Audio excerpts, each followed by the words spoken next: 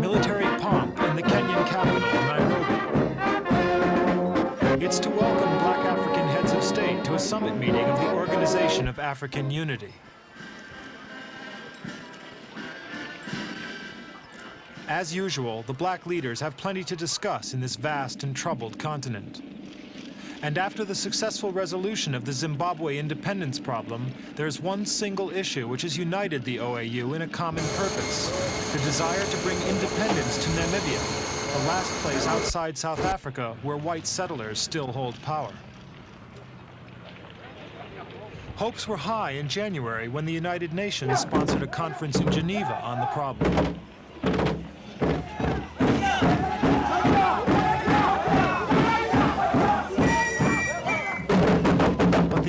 Was given a slap in the face by South Africa, which has administered the territory under a disputed mandate for over 60 years. Pretoria and the Namibian politicians it supports accuse the United Nations of bias towards SWAPO in the guerrilla war against South Africa. SWAPO's leader is Sam Nujoma. The enemy has sent into Namibia thousands and thousands of its troops with a view to suppress the political aspirations and the demand of the Namibian people to genuine freedom and independence. We are determined to face the South African racist troops with arms in hands. At the same time, we are also ready for a negotiated settlement. And the SWAPO. So SWAPO is ready to continue its guerrilla war into the military operation area along the northern border, while at the same time being prepared to negotiate a settlement through the United Nations. The prize is leadership of the government in Windhoek, capital of the territory, which is also known by its older name, Southwest Africa. The German architecture is a reminder of the distant colonial past.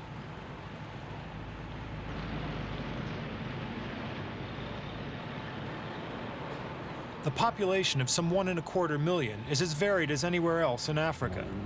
There are 100,000 Europeans, slightly more mixed-race people, and 1 million black Africans who belong to 10 different tribes or ethnic groupings. The present internal administration of Namibia is in fact made up of representatives of 11 ethnic groups.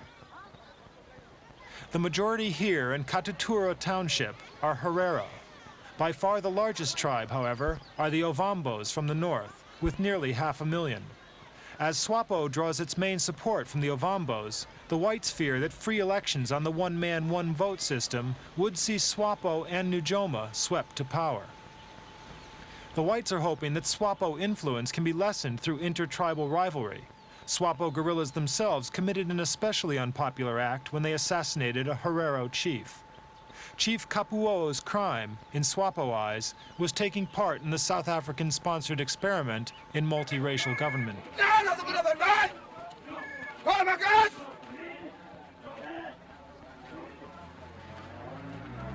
This sect of the Herero tribe gather every year to celebrate what they call Green Flag Day, when they remember their ancestors of generations past. They remember especially the thousands who died under their German colonial masters around the turn of the century, foreigners whose dress they have ironically imitated. Most of the Namibians at this rally are almost certainly Ovambos, because this is a SWAPO rally.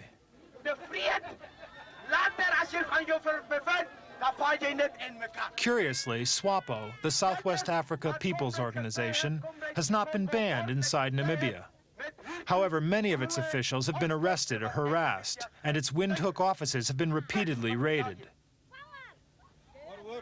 SWAPO has meanwhile been making big efforts to prove it is not just the mouthpiece of the Ovambos and not part of an international communist-backed conspiracy, even though it does get support from Eastern Europe.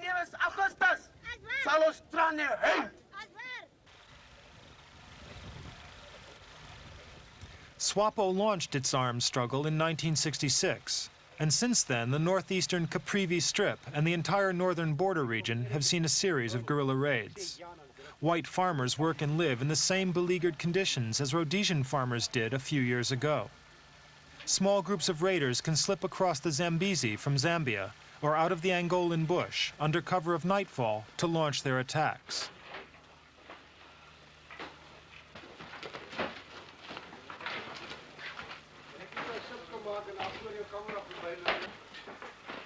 The target here was a South African military camp in the strip at Katima Mulilo.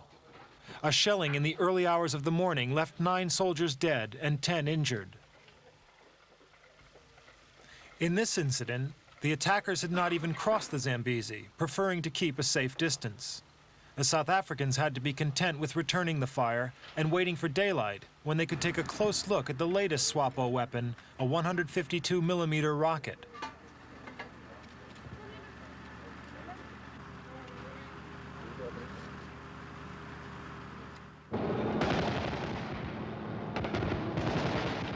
The South Africans are not always so restrained in their response.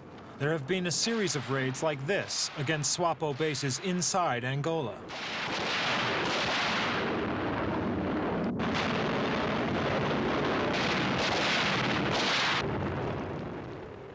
The most brutal of the raids was in May 1978, when ground and air forces carried out a full-scale military attack. Several small SWAPO camps were destroyed, but the town of Kasinga, over 200 kilometers north of the border, was singled out for special treatment. Bombers and paratroopers were said by the Angolans to have killed 600 and wounded another 1,000 Namibian refugees, many of them women and children. South Africa claimed the town was a major military base for the guerrilla army.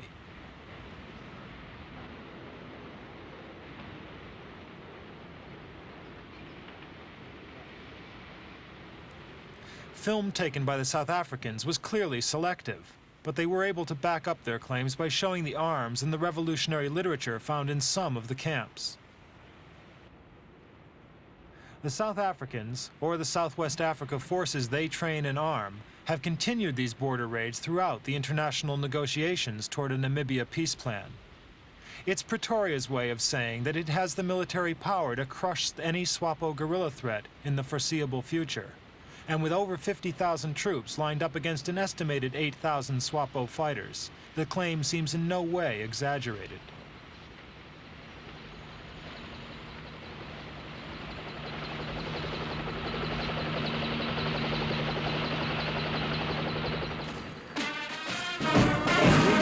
A raid by the newly named Southwest African Territory Force.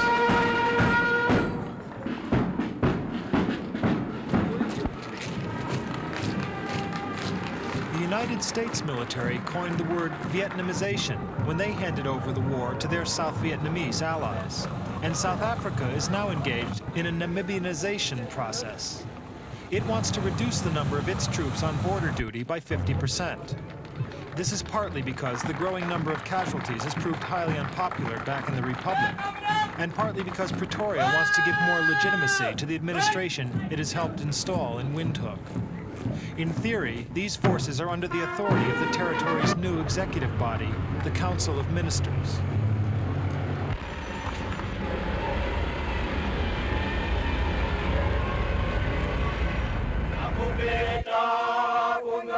An essential part of the South African plan is the recruitment of black Namibians into the defense force. A special battalion was created to train such men, and this year conscription has been introduced in several tribal areas, although the Ovambos, because of their suspected allegiance to SWAPO, have so far been left alone.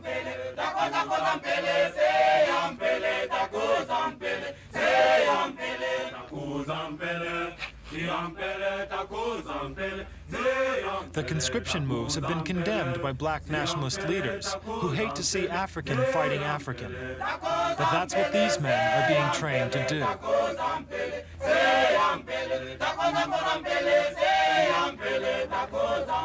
Alongside the military offensive, South Africa and its allies in Namibia have been carrying out a gradual and involved political campaign with the main object of preserving the interests of the whites.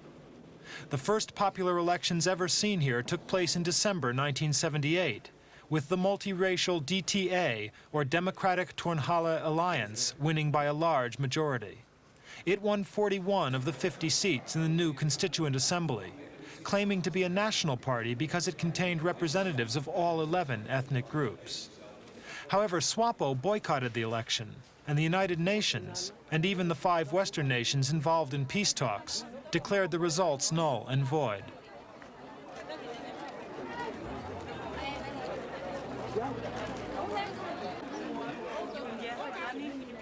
Undeterred, the South Africa-appointed Administrator General pushed ahead with a second round of elections in November 1980, the so-called ethnic or second-tier elections, with each ethnic group voting in a legislative assembly with limited powers for its own designated area.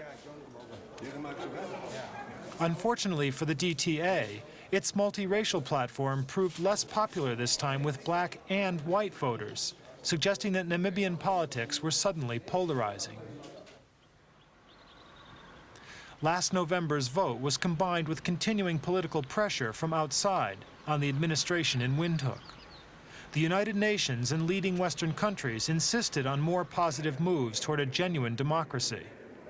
The new 12-man Council of Ministers and their friends from South Africa were obliged to shift course, and finally to give an apparently definite yes to the UN Independence Plan. That idea came crashing down at Geneva in January, when both the Council and the South Africans refused to agree to the UN supervising a ceasefire and general elections. 6 months later, that position is unchanged. Council Chairman and DTA leader, Dirk Mudge. That we will only be prepared to accept an election in this country should this election be really fair and free. We will not commit suicide by accepting an election of which the outcome has been decided upon already. We are quite capable of fighting SWAPO and defeating SWAPO. But I think it is most unfair to expect us to fight the Russians, the Cubans, the East Germans, the United Nations, and the rest. We are not asking for preferential treatment, but we want to be in an equal position with the other political parties who intend taking part in the election. It was the Americans who tried to get things moving again with a visit to Windhoek in June by Deputy Secretary of State William Clark. He listened to all the domestic parties, but returned home without making any suggestion on how to resolve the problem.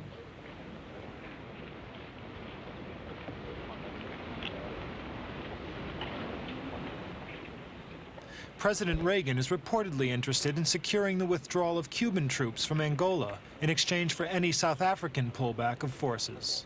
But this could make the whole issue even more complicated. The Clark visit, in fact, produced no immediate breakthrough. One important aspect of Namibia rarely mentioned in official talks is to be found at Russing.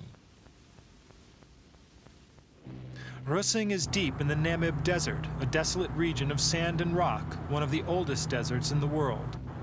Only the hardiest of Bushmen used to live here by choice, but European colonists were gradually drawn here by the discovery of precious stones and minerals.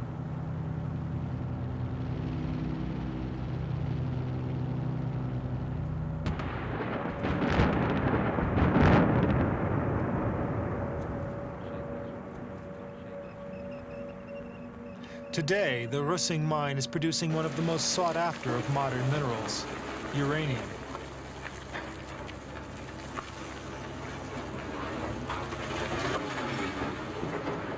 Vast quantities of rock and dust have to be dug out. 1 million tons are ripped from the open-cast mine every week. Full production was only reached in 1979, and it's now the largest uranium mine in the world. As more and more countries rely on nuclear power for electricity, so have Western countries become increasingly concerned about future output. It's said that if supplies from Russing were suddenly cut off, half of Western Europe would be plunged into darkness.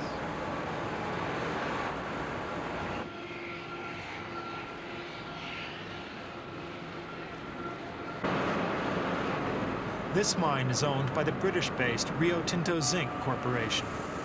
It has been suggested with a trace of cynicism that concern for future uranium supplies lies behind the repeated Namibia peace interventions by the Western group, composed of Britain, the United States, West Germany, France, and Canada. A speedy settlement would reassure investors and give the go-ahead to development plans. And according to some reports, the West has been given assurances by Sam Nujoma that a SWAPO government in Windhoek would not threaten the supply of uranium to the West. A huge rally in the Zimbabwe capital, Salisbury, not for the country's own victorious guerrilla leaders, but for the man who would dearly love to follow in Prime Minister Mugabe's footsteps, Sam Nujoma.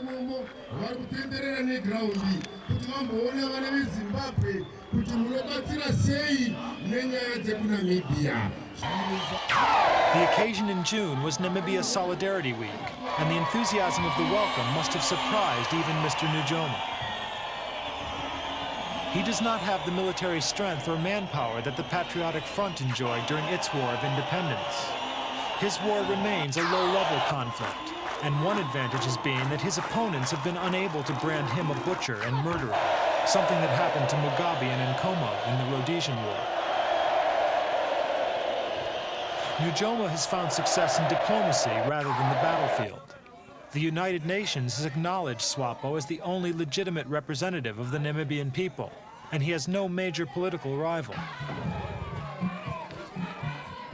Nujoma also has many friends in many countries, and he now places high among them Prime Minister Robert Mugabe.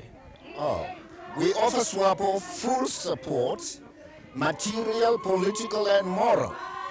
Material, we are asking just now our people to donate, you see, to a fund for SWAPO, which they can use for purposes of buying food and medicines. And we donate to the OAU fund of the Liberation Committee for purposes of aiding the struggle in Namibia. Political and diplomatic support, the Solidarity Week we are holding is a form of political support for SWAPO. Diplomatic support we offer at the United Nations in our bilateral relations with the Western powers. We have insisted that the Namibian plan as given by the United Nations under the resolution passed in 1978, Resolution 435, must not be altered. What about tangible? Most of the world, then, supports the principle of UN-supervised elections. South Africa and its Namibian allies stand alone and defiant. Perhaps only the United States can make Pretoria change its mind. But it looks as if no progress will be made unless a revised plan gives cast-iron guarantees for whites in an independent Namibia. Otherwise, South Africa will just keep on saying no.